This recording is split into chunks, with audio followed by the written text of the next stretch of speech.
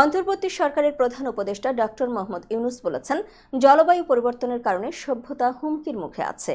তাই আমাদেরকে টেকসই পৃথিবী গড়ে তুলতে ভিন্ন ধারার সভ্যতা গড়ে তুলতে হবে। বুধবার আজারবাইজানের রাজধানী বাকুতে COP29 সম্মেলনে ভাষণে তিনি একথা বলেন।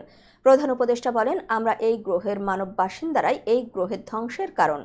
আমরা ইচ্ছাকৃতভাবে এটা করছি। আমরা এমন একটি জীবনধারা বেছে নিয়েছি যা পরিবেশের বিরুদ্ধে কাজ করে, আর আমরা এটিকে অর্থনৈতিক কাঠামো দিয়ে ন্যায্যতা দেই।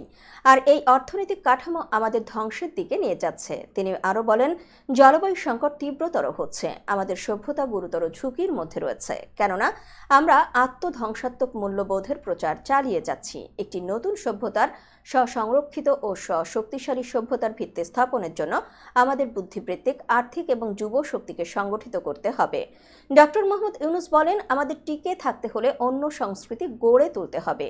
একটি ভিন্ন জীবনধারার উপর ভিত্তি করে ভিন্ন একটি সংস্কৃতি গড়ে তুলতে হবে। এটি জিরো ওয়েস্টের উপর ভিত্তি করে তৈরি হবে। এটি ব্যবহারকে প্রয়োজনীয় চাহিদার মধ্যে সীমিত করবে, কোনো অবশিষ্ট উচ্ছিষ্ট থাকবে না।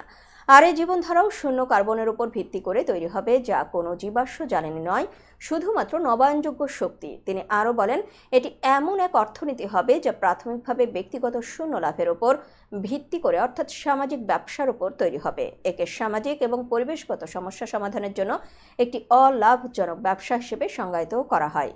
সামাজিক ব্যবসার একটি বিশাল অংশ পরিবেশ এবং মানবজাতির সুরক্ষার দিকে মনোনিবেশ করবে। সাশ্রয়ী মূল্যের স্বাস্থ্যসেবা এবং শিক্ষার মাধ্যমে মানুষের জীবন কেবল সুরক্ষিত হবে না, বরং গুণগতভাবে উন্নত হবে। এটি তরুণদের জন্য উদ্যোক্তা হয়ে ওঠাকে আরও সহজতর করবে। উদ্যোক্তাদের নতুন শিক্ষার মাধ্যমে তরুণরা প্রস্তুত হবে চাকরি প্রার্থী তৈরির উদ্যোক্তা কেন্দ্রিক শিক্ষাতে প্রতিস্থাপিত হবে।